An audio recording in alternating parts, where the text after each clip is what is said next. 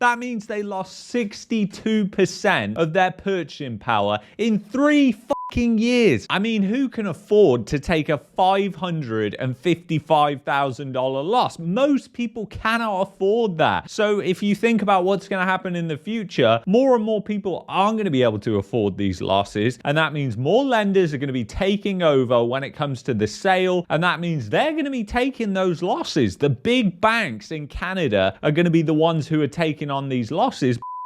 People are losing insane amounts of money in Canada's fraud capital, Brampton. They will do some documentation showing that you guys are making more, and they'll get you qualified. As the housing market absolutely craters there. So let's get into what is going on in Brampton, because we've got some unbelievable losses that are coming out of there. And you can see literally rinsed in Brampton. This is coming from my buddy Shazzy. Highly recommend you follow him on X. Rare opportunity to own a home that had severe water damage throughout. This massive Brampton home was bought in 2021 for $1.9 million. I have no idea what happened here, but the entire house has flood damage. The owners ran out of time with the lenders who sold it from under them for $535,000 less than the 2021 price. The new buyers are going to have to spend a lot of money to bring this back to a livable condition. So this house, obviously massive water damage, has sold at this insane price drop here. Another power of sale in Brampton. But what you have to remember is, why didn't their home insurance cover that? And surely if they had a loan, they would have had to have home insurance and it would have covered flooding. So obviously there's something going on there. And we know that in the fraud capital of Canada, you've got insurance fraud, you've got mortgage fraud, you've got every fucking type of fraud, okay?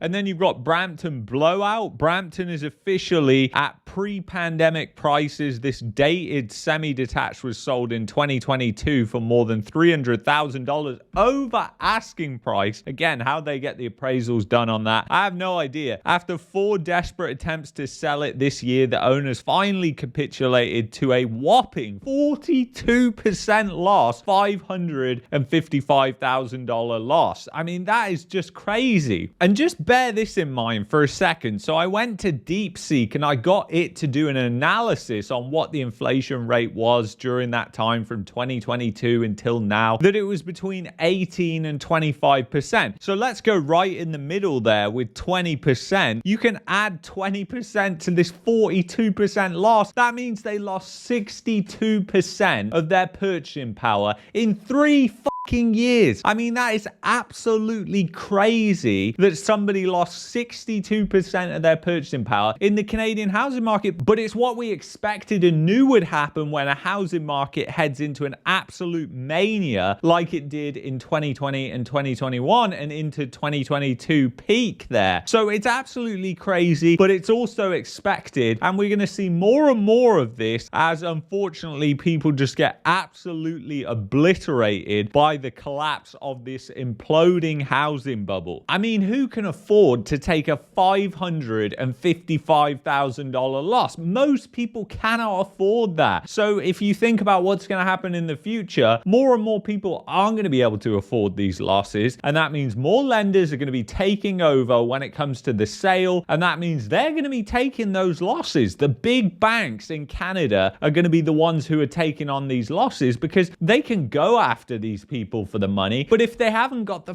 money to take the loss, it's pretty stupid going to court trying to take them for the money that they haven't got. I mean, it's just a loss leading situation. And when you think about what happened with that lady in Ontario last year and her foreclosure story, well, she's likely going to be claiming bankruptcy, which the lender isn't going to get anything anyway. They are suing me for the full outstanding mortgage amount. A few months later, she was served with foreclosure papers.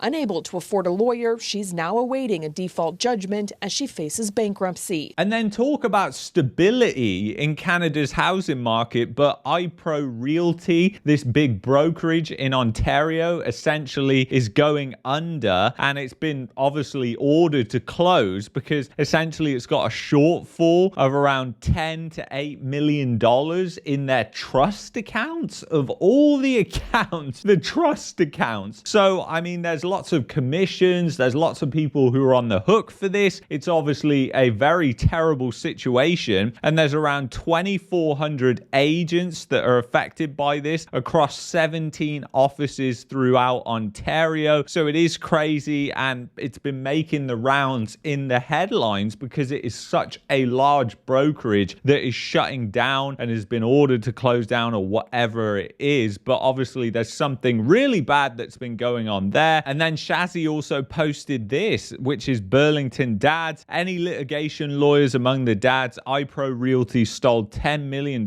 from their clients and realtors. I personally have $100,000 in commissions pending at other brokerages. And Rico is basically forcing those brokerages who should be paying me to send the money to iPro Realty, the same thieves who stole from me and many others. I need help making them understand they can't force me to keep funding a thief. I mean, it's absolutely crazy how many people are going to be impacted by this directly and how many people are owed money by this brokerage, and are they going to be paid? I mean, $100,000 is a lot of money. I mean, to a realtor, that could be their entire year's income, essentially, especially in a housing market like the one in Ontario currently, where you've got an imploding housing bubble. So it just goes to show what is going on here. And now I wanted to show you this because this kind of shows what's happened over the past 20, 30, 40 years with investment in housing as a percentage of GDP in Canada. And you can see how compared to the US and Britain, you've basically had Canada that has just marched ahead in terms of investing in the housing market and putting all their eggs in one basket, which is the housing economy. And once again, you can see it on this chart here. Canada, 7.7% investment in housing. That's higher than Italy, Germany, France, the EU, the US, Britain, and Japan. And if you compare that to intellectual property, you can see that it's over double the amount there, investment into housing. And we've been through this before because I've showed that chart, that came from Bloomberg. We really need an updated one. And basically you can see here, this is housing dependence, and this chart is from 2022. So we really need an updated one. But homes are a bigger share of Canada's economy than in other G7 nations. Investment in dwellings as a percentage of total gross fixed capital formation from 2017 to 2021. So that was including and encompassing that mania that we saw. And obviously you can see that it's above 40%. And what that essentially means is that the Canadian housing bubble is over 40% of the economy. And look at it, the United States is around 20%, which is half of what Canada is at, which is over 40%. So the economy is incredibly dependent on this housing bubble, and this housing bubble is imploding. People are taking huge losses, and this housing market is just full of fraud. I mean, Brampton was one of the epicenters of the fraud in the housing market in Canada.